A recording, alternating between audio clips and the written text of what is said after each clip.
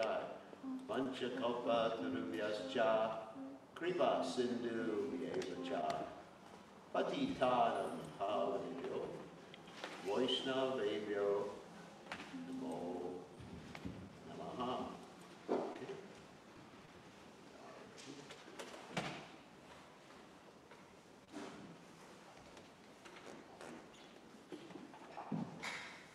Okay, big crowd today. At least we have the internet, thank God. Thank God for the internet. Hare Krishna, let's make sure.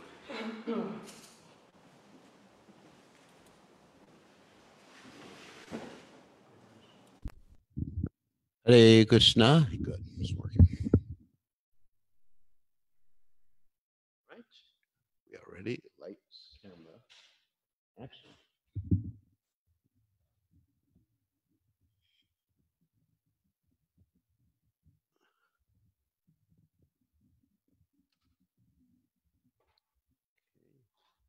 Lights, camera, action.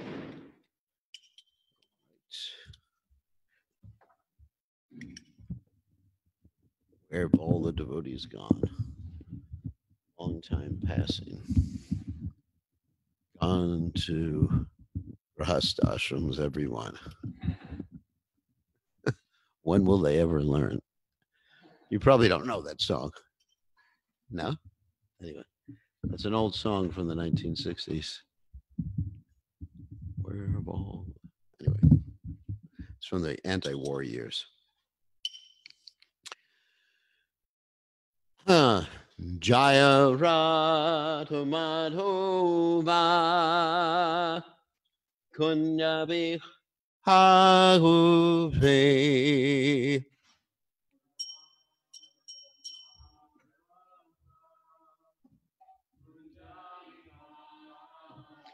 Jaya Radha Madhova Kunya Bihare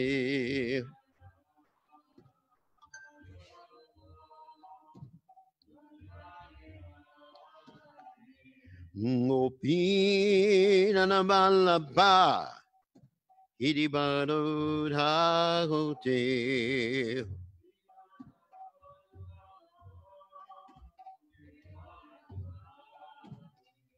Gopi Jana Balabha Idibadodhagote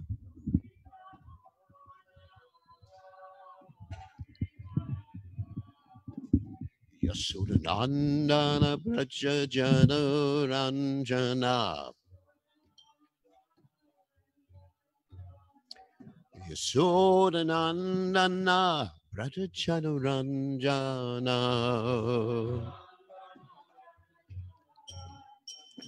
Yamuna Tira Panachati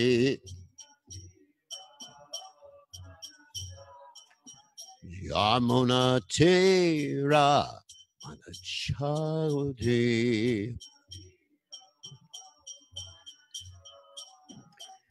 Jai Ho Radha Madhova Kunja Bihati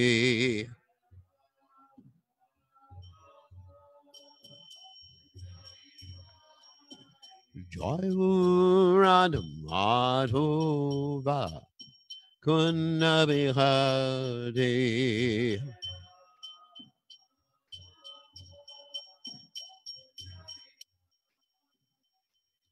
Gopijana Malabha Giribadodhagate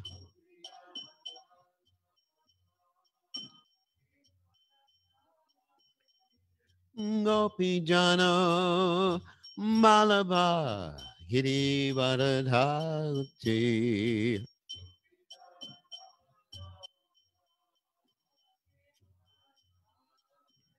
Yasodhanandana Brajajana Ranjana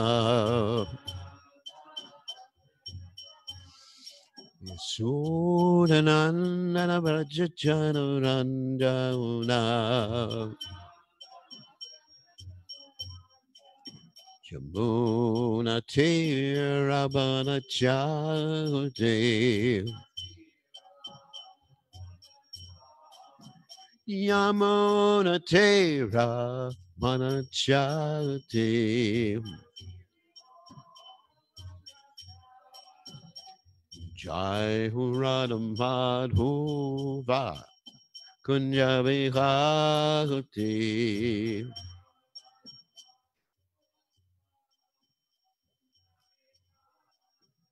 Jai Huradam Madhuva Kunjabi Bhagavati.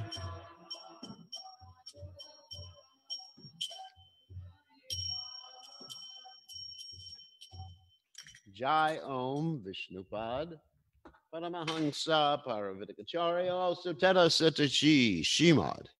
His Divine Grace Abhaya Chaitanya Bhaktivedanta Goswami Srila Prabhupada Ki Jai ISKCON Founder Acharya Srila Prabhupada Ki Jai Anantakoti Vaishnav Vrinda Ki Jai Namacharya Shri Thakur Ki Jai Prem Se Sahok Shri Krishna Chaitanya Prabhu Nityananda Shidwaita Gadadha Shiva Siddhi Gaur Bhaktivinoda Gajai Shri Shri Radhakrishna Gopinath Shaimakunda Radhakunda Giri Govardhan Kijai Vrindavanam Kijai Maturadam Kijai Jagannath Swami Kijai Yamunamai Kijai Shrimati Tulasi Devi Kijai Samaveda Bhakta Vrinda Kijai Gaur Premananda Hari Hari Bol.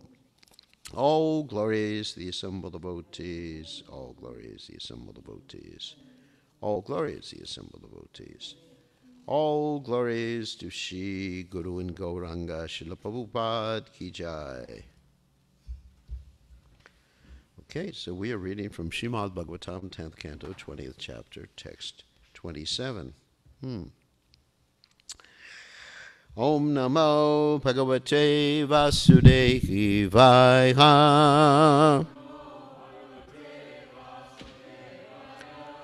Om Namo Bhagavate Vasudevaya. Om Namo Bhagavate Vasudevaya.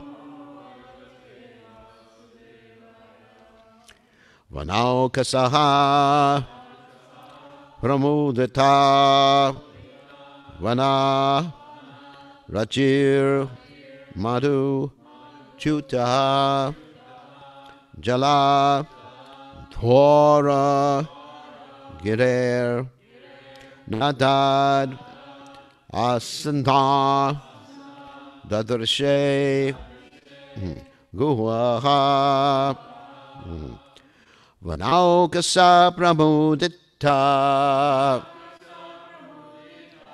Vana Rajir Madhuchutaha Jaladhara Girer Nadad Asannada Drishe Guha Vanaukasa Pramudita Vana Rajir Madhuchutaha Jaladhara Girer Nadad Asannada Drishe Guha Vanaukasa Pramudita Vana Rajir Madhuchitaka Jaladhara Girer Nadad Asannada Drishe Guha. Okay.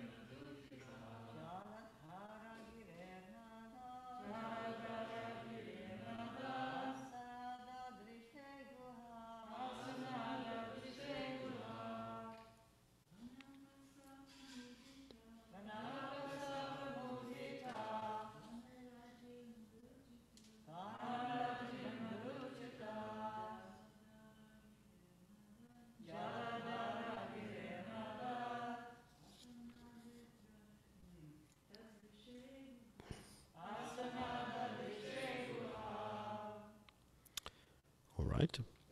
Avana Okasaha, the Aborigine girls of the forest. Pramuditaha, joyful. Vanarajahi, the trees of the forest. Madhuchutaha, dripping sweet sap. It was like honey. Jaladaraha, waterfalls. Girehe, on the mountains.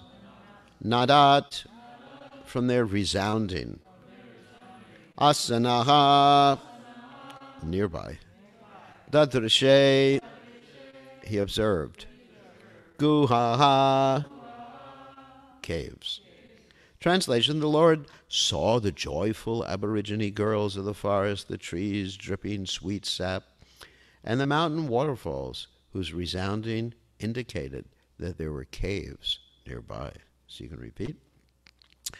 The Lord saw the joyful Aborigine girls of the forest, the trees dripping sweet sap, and the mountain waterfalls, whose resounding indicated that there were caves nearby. So there's no purport by the followers of his Divine Grace Srila Prabhupada, but Vishwanath Chakravarti Thakur has something to say, and Jiva Goswami. In the monsoon forest, Krishna saw the joyful Pulinda women.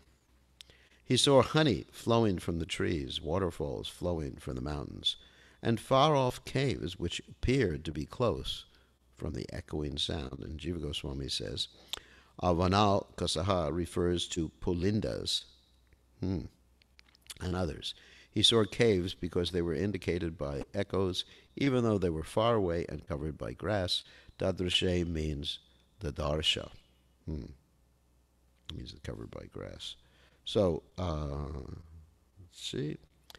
Vanaukasa pramudita vanarajan madhuchitaha jaladara girer nadad asana dadrashe guaha. And also, I will read Srila Prabhupada's commentary on this particular verse from the Light of the Bhagavad.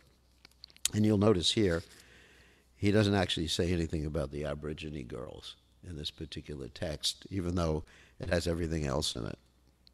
And the reason for that, at least according, actually I should offer my basis, Om Ganat Timaranda Shah Gananjana Shlakya Jakshur Militam Yena Tasmai Shigurveda Maha. The reason for that was that this particular literature, the Light of the Bhagavad, was prepared for Prabhupada's preaching in Japan. You have to understand.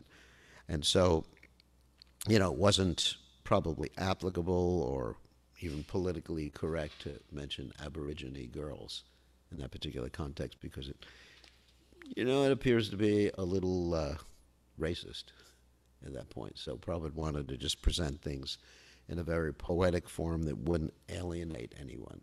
So that's really Prabhupada's intention when he's putting together these particular translations and the purports or explanations of these particular verses. So try to understand that. Everything has a particular context. And many devotees, when they hear Prabhupada's words, or read different parts of the Vaishnava literatures, they do not take into account context. For example, there was one portion of the Srimad Bhagavatam we were just discussing it in a hermeneutical sense on the GBC conference. One devotee commented that, what do we do with this particular comment of Urvasi? Know Urvasi? Everybody knows Urvasi. She's a nice lady in the heavenly planets. Anyway, so she makes this comment to Pururava about the nature of women. Some of you may remember that comment. And it's not really that complimentary. I'm not going to repeat it because, we want to keep half the devotees here in the temple room right now.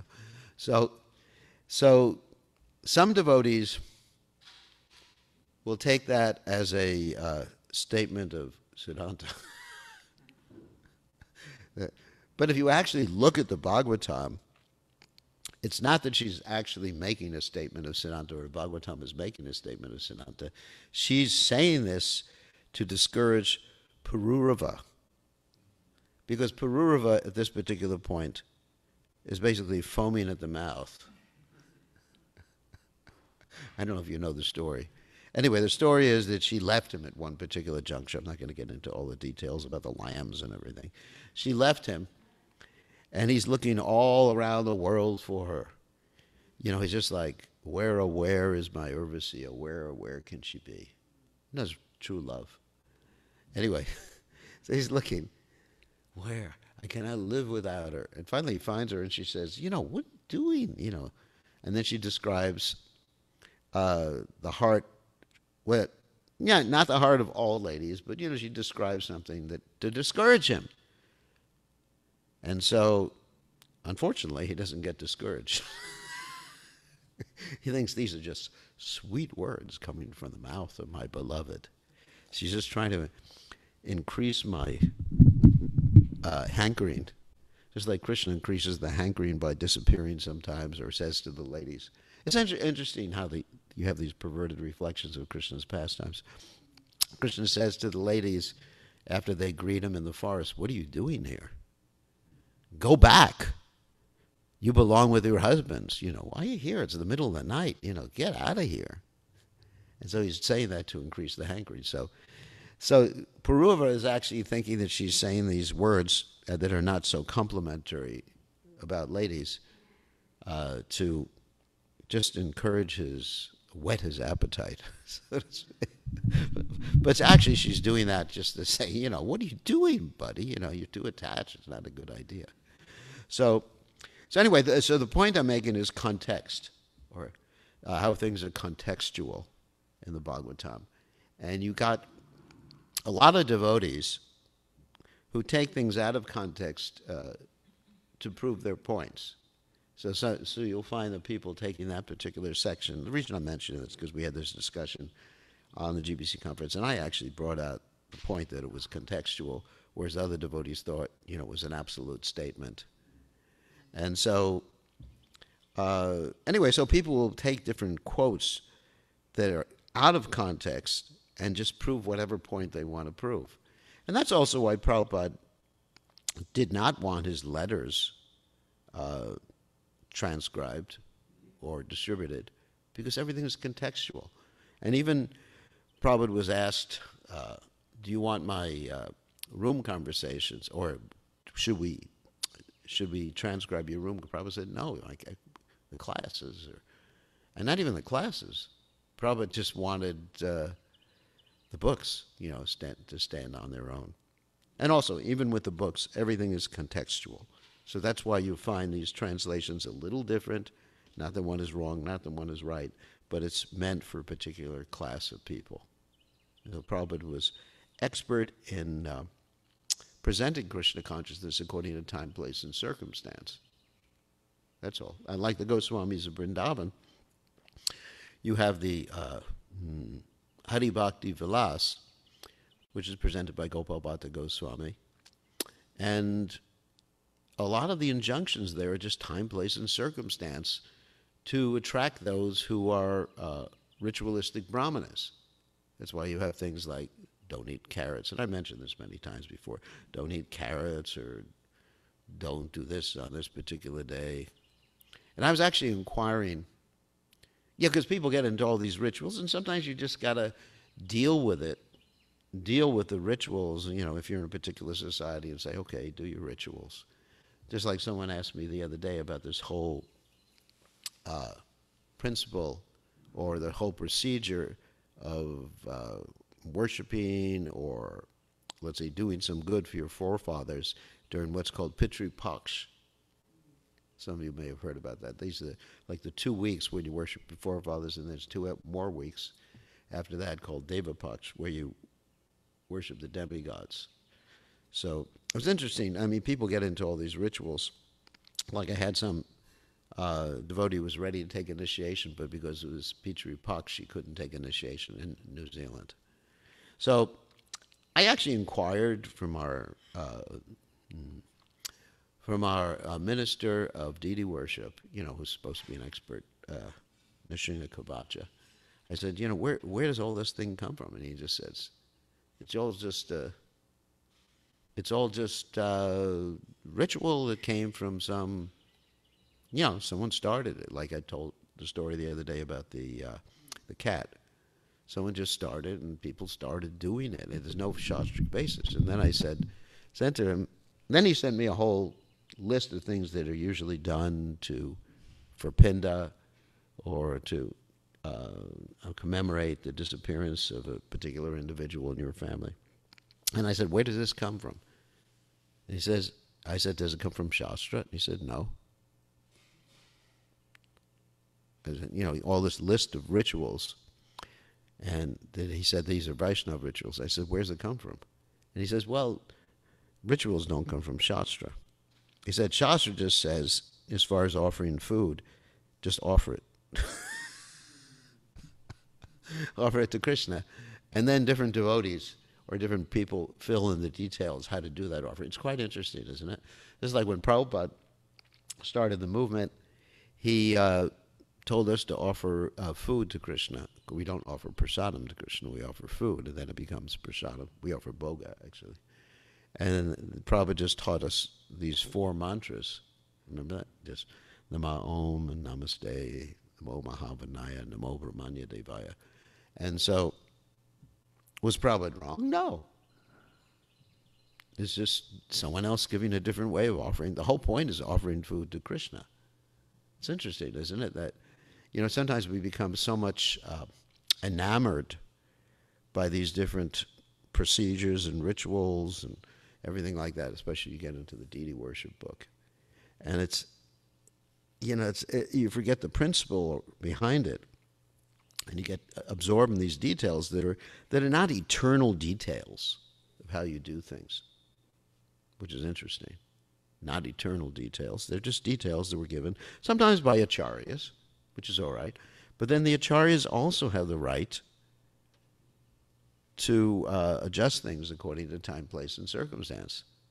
Like Prabhupada adjusting 64 rounds to 16, Prabhupada crossing the ocean, which is against Vedic conjunctions. Sannyasi shouldn't cross an ocean. So a lot of stuff is contextual. So anyway, the main point I'm making here, of course, in relationship to this is it's not that one translation is wrong when another translation is more complete. It's just like according to the context. And actually, these Aborigine girls that are mentioned here are great devotees of Krishna. They would take the dust from Krishna's feet and rub it on their bodies. It's described in the Bhagavatam. And they would feel lusty symptoms.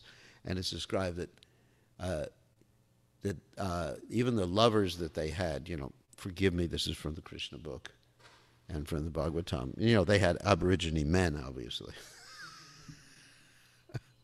So the Aborigine men would no longer attract them after that point, and no longer make them lusty.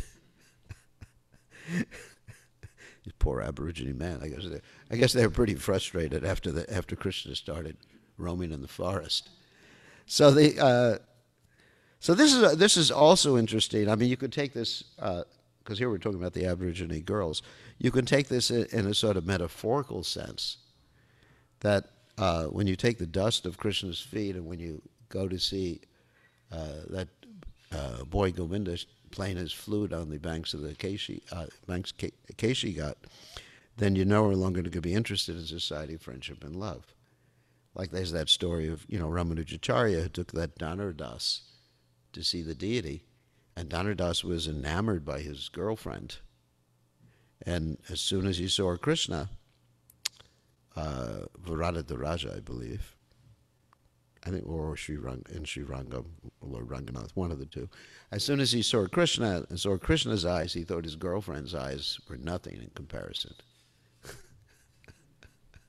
So it's funny. I was just saying to someone the other day that as soon as, to a lady who is engaged to a man, that as soon as you see the deity, you'll forget this guy. It's actually kind of funny. but not forget. So anyway, so good, talking about the Aborigines, yeah, they would just take the dust and smear it actually on their breasts and and they would, that would eradicate the lusty feel. They felt lusty towards Krishna, right? But that would eradicate the lust that they would feel towards their lovers. I mean, this is a description. It's not that I'm talking about inappropriate things. So that's the real point.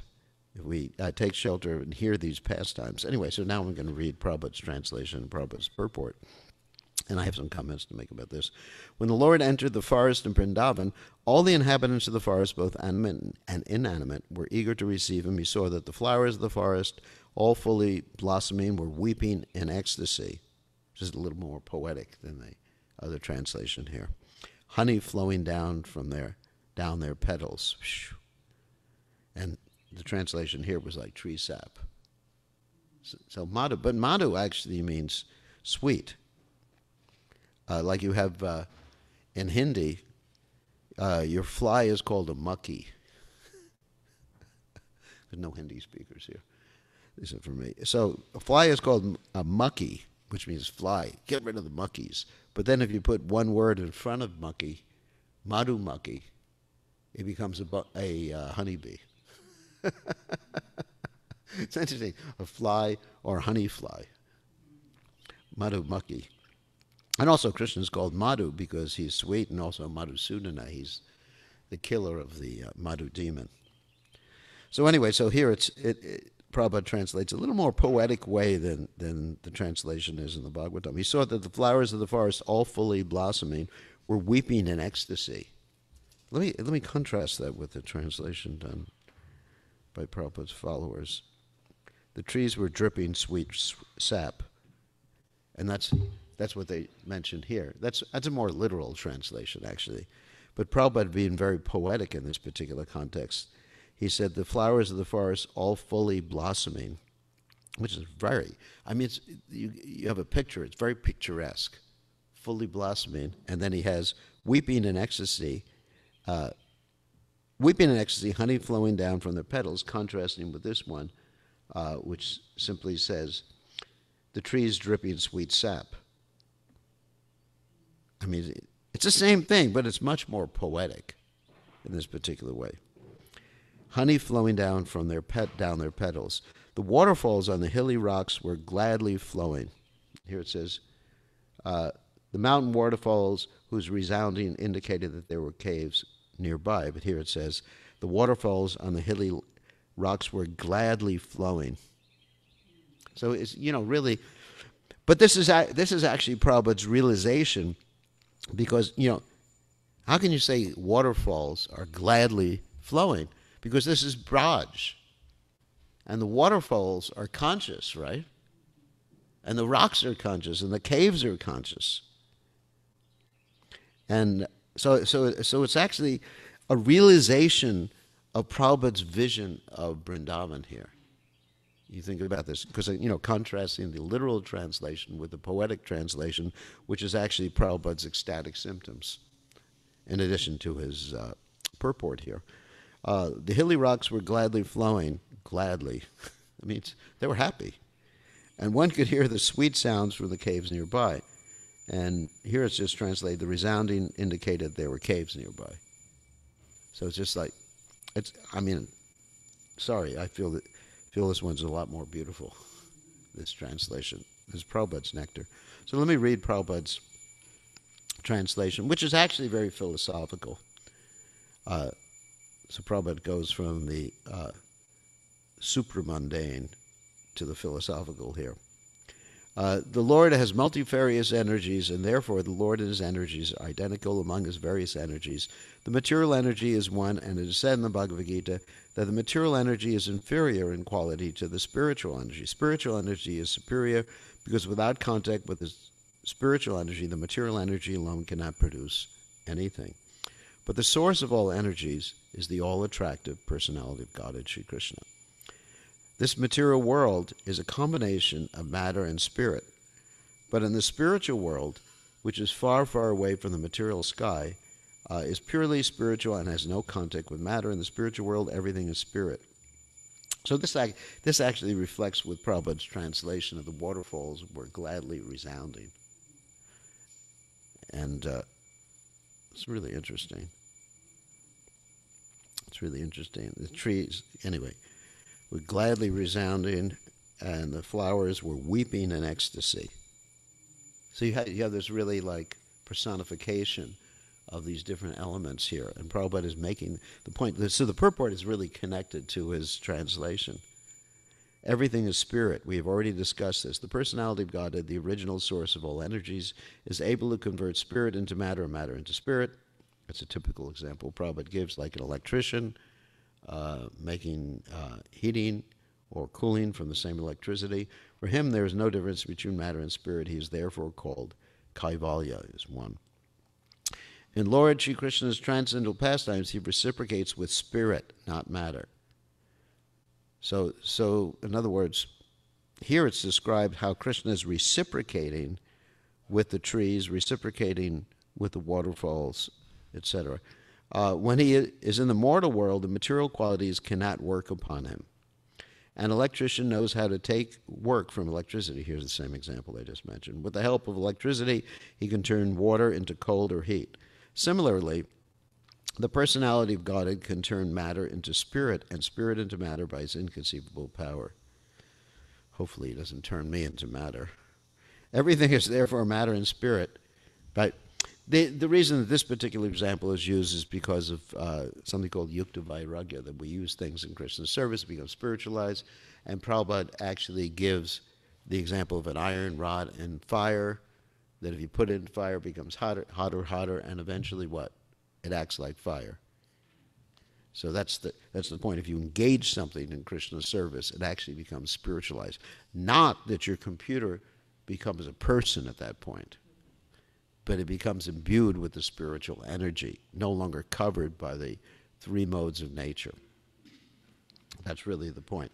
So when it says he can turn spirit into matter, that's not in relationship to turning a jiva soul into matter, but that's in relationship to something that was previously used in Krishna's service, and then that thing again becomes merged into the Mahatattva, again becomes matter. For example, we've had many times we've rented an apartment to use in Krishna's service, for a temple or something like that, a rented place. And then it's really spiritual. We can spiritualize. It becomes Vaikuntha. But then we experience, I remember one very strong experience I had was that when we were leaving the apartment, we pulled all the paraphernalia out of the apartment or the house we were renting. Then it sort of, you could actually feel it merging back into the Brahmajyoti, the material energy again becoming prominent or present. So what makes something spiritual is you're using in Krishna. So this temple, there's wood and everything like that, wood and plastic, of course, nice plastic. We're using it in Krishna's service, so it becomes spiritualized. But if we were actually to start to do mundane things in here, it would change its nature. It would revert back. It would become covered. I mean, it'd still be wood, but it would revert back. In other words, be covered again by the modes of material nature. You'd find a certain darkness in there. Just like when I come in the temple room, I feel a certain light there.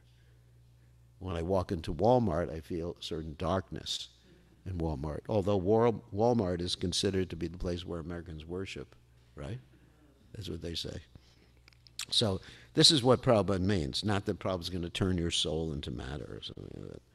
Similarly, the Supreme Personality of God said, everything is therefore matter and spirit by the grace of this Almighty. The energy is one, in other words. Although there is a difference between matter and spirit for the ordinary living being. However, flowers, waterfalls, trees, fruits, hills, caves, birds, beasts, and human beings are nothing but combinations of God's energy. Therefore, when the personality of God had appeared before them, they all became spiritually inclined, and by natural affection, they wanted to serve the Almighty in various capacities. And here's where Prabhupada's talking about supposedly inanimate things. No, flowers we know are actually living entities, but waterfalls, hills, caves, not normally. But in Braj, all these things are actually living entities and fully conscious. And Prabhupada described they wanted to serve the Almighty in various capacities. So when the waterfall is actually making a nice sound, and it's really a beautiful sound that the waterfalls make, then they're doing it for Krishna, just like you may turn on some music in your MP3 player. Well, Krishna doesn't need an MP3 player. He has, what's that called? White sounds for the waterfall. There are different stages of spiritual development of matter. In the material world, the spiritual sparks of the personality of Godhead are covered by the material energy in different proportions, and gradually they become spiritualized in various species of life. In other words, like evolution. We were talking about evolution the other day. But there's an evolution of the living entity who transmigrates from one species gradually going up. The human form of life represents the complete development of the senses for spiritual realization of one's original affection for the Lord. Therefore, if despite this opportunity for human life we are unable to revive our natural affection for the Lord, we must know that we are wasting our lives for nothing. By the grace of the Lord, however, the spiritual consciousness of every species of life can occupy its proper place, and these species can express their spiritual affection for the Lord in the Shanta Ras, as displayed by the land, water, hills, trees, fruits, and flowers of Vrindavan during the presence of Lord Sri Krishna, the personality of God. A beautiful purport here. So when Prabhupada here is talking about Shanta Ras, that Shanta means the peaceful Ras, where one worships the Lord in the mood of awe and reverence, but still pure Shanta Ras is not manifest in Goloka Vrindavan in the spiritual world. It has to be mixed to a certain extent, just like it's described here, that the trees, the fruits, the water, the land, and everything else, they were actually serving Krishna. They wanted to serve Krishna. So that means there was a mixture of dasha, or the dasharas. Okay, so one reason, I was thinking about reading this and hearing a class from Srila Prabhupada yesterday. How Prabhupada was talking about how we are originally Krishna-conscious living entities. And I was always wondering, for the last 50 years, how by hearing about Krishna's pastimes, we're getting purified. I was just thinking, how does it work? Of course, I know, Cheto Darpana Marjanam Babamad, cleanses the mirror of the mind. But I was thinking, how does it work? And then I heard a very nice explanation. Of course, there's one way it works. Because we know, Ridyanto, Sto, Yabadrani, Vidunoti, Srichatam, that's one way it works. And I'll translate that. Srinvata, Swakata, Krishna, Punya, Shabana, Kirtana, Ridyantak, Sto, Yabadrani, Vidunoti, Srichatam. That when you hear and chant about Krishna, Srinvata, Swakata Krishna, it's, of course, Punya Shravana Kirtana. It's the most elevated, pious, not materially pious, but spiritually pious thing you can do. But then, Hridyantok Shta Yabadrani, that you have this nice person in your heart. Who's that? Not you. That's not a nice person. But you have Krishna in your heart, isn't it? Hridyantok Shta, that he is situated, Hridyantok Shta, in your heart. Yabadrani, with all the dirt, and Vidunoti Suritzadam, and he actually cleanses the heart. He removes, like we say devotional service, dissolves, I think it's a statement by Lord Kapila, dissolves the subtle body of the living entity. The material subtle body, which means mind intelligence, doesn't mean your mind gets dissolved, your intelligence gets dissolved. With your false ego, that's pretty good. But your real mind becomes revealed, because your real mind is covered by the modes of nature, covered by illusion, and your real intelligence is covered. Avritam Gyanametena Gyanino Nishavayana Kamarupena Kuntiya Dushprena Lenachai, and it burns you all the time too. So yes, that works too, but there's something really deeper about hearing about Krishna and hearing about these different pastimes. When I hear these pastimes, of course, I'm not saying I'm realized or anything like that. It's just like I get reminded of something. Like Prabhupada described that the illusion of the conditioned living entity in this world is like someone who has amnesia. And the cure, or one of the cures for amnesia, of course you may get shock treatment too, but anyway. It's called the brahmachari ashram. But anyway, so the cure for amnesia is you get reminded of different things. You know, your wife comes out and says, you know, honey, it's me. And you say, who? And she keeps talking about what you did. Do you remember when we went to the beach? We went surfing. And he thinks, yeah. And he starts to remember. So it's like that when we hear about Krishna's pastimes. I mean, I've had that experience, even though I'm a grossly conditioned soul. I had that experience. So it's just like, wow, I was there. And I'm not saying, you know, that I'm one of the Aborigine girls or something. But it's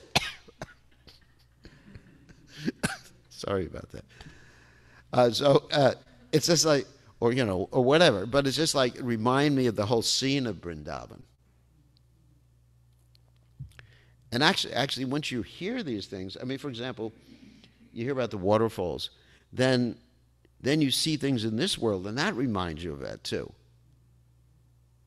It's interesting. I remember going to Hawaii, and then near the temple in Hawaii, there's this beautiful waterfall. Really, it's about 3 blocks away from the temple. I don't know if any of you have seen it when you go to Hawaii. And it just reminds me of these descriptions here. And reminds me of my spiritual identity. The water, you know, I'm not a waterfall either. But I got to be clear about that. But it's just the whole description of Vrindavan. That's why it's very important to hear these descriptions. So they remind us, or I always give the example of the first time I went to the temple, they were worshiping Tulsi, and it just reminded me, hey, I've been here before, I've done it before.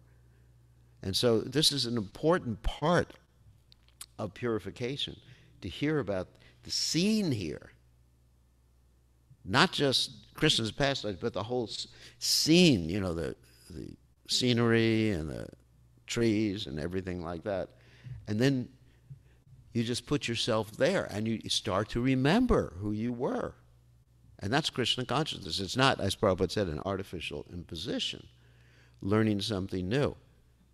It's like, another example I use is like the alarm clock in the morning. You know, it may take a few minutes to realize where you are, for some of us, not for me. But still, you know, it just wakes you up. Prabhupada says you're woken up by sound. You understand? Usually not by light, although they do have alarm clocks now that gradually, like, produce different grades of light and wake you up. But really, it's by sound. I remember I was in the brahmachari ashram and I was the temple commander, and I woke people up by smashing cartels right by their ear in the morning. Wake up! It's Mangal Arti. We should do that in the ladies' ashram too. You're in charge. So anyways, so it was sound that woke us up. So that's why we're here. One reason why we're hearing these things. You know, Krishna becomes happy, he cleanses the heart, the dust from the heart, vidunoti saritsatam, and then also we start to remember, you know, our real nature. And that's our business in preaching Krishna consciousness, to remind people of their real nature, not to impose something on them. But when they hear the holy names, it reminds them. Well, when they read Krishna book, like Prabhupada had us distributing Krishna book to the public, I mean, how are they going to understand it? Reminds them. When I heard about Krishna stealing butter and feeding it to the monkeys, it reminded me. Anyway, so thank you very much. All glories to Shri Prabhupada, to Prabhupada be Jai.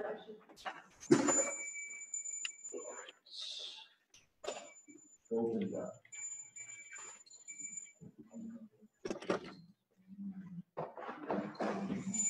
Jai, Radha Govinda, Jai.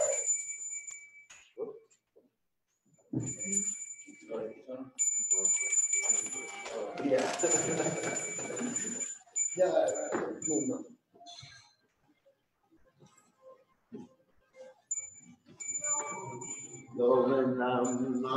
Purusham Tamaham Bhajami Govindam Hari Purusham Bhajami Govindam Hari Purusham Tamaham Bhajami Vedam Karandam Bhagavindam Daksham Bhagavatam Samasitam Sukarandam Kandar Bhakto Yamaniya Vishasham Govindam Hari Krishna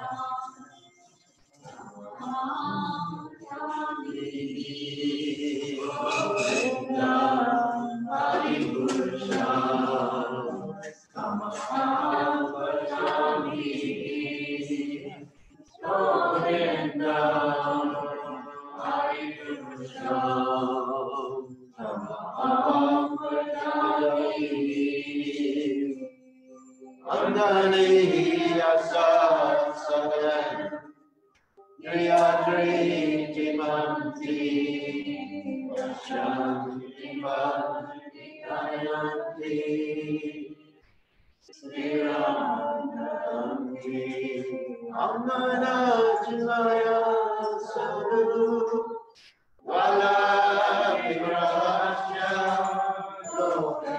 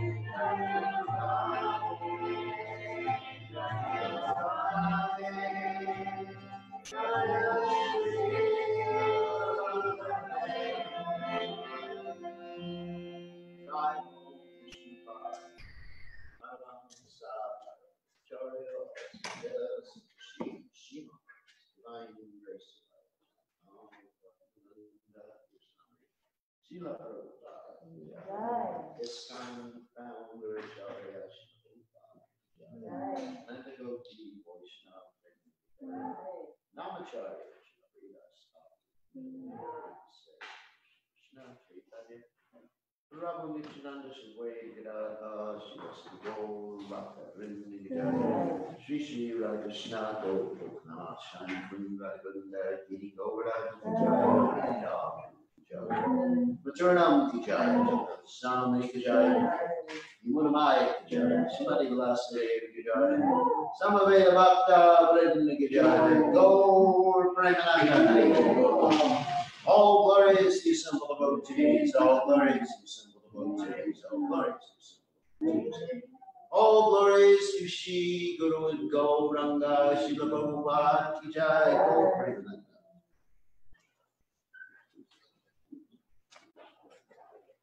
Okay, translation. O Hari, O my merciful Lord, all glories to you, O Lord Radha. Again and again I have pleaded with you, and now I beg you yet again to accept me as your own. O Lord, hopelessly taking birth over and over, I have now come to you for refuge. Please show your merciful nature toward this wretched soul. You are the cause of the universe and its very life. Other than you, O Lord Radha, no shelter. You bring about auspiciousness to the world, and you are the master of all the worlds as well. O Lord, what will become of me if you forsake me? I have understood, after contemplating my predicament, that within this world there is no one who can deliver this servant but you, God. Now it's time to stop.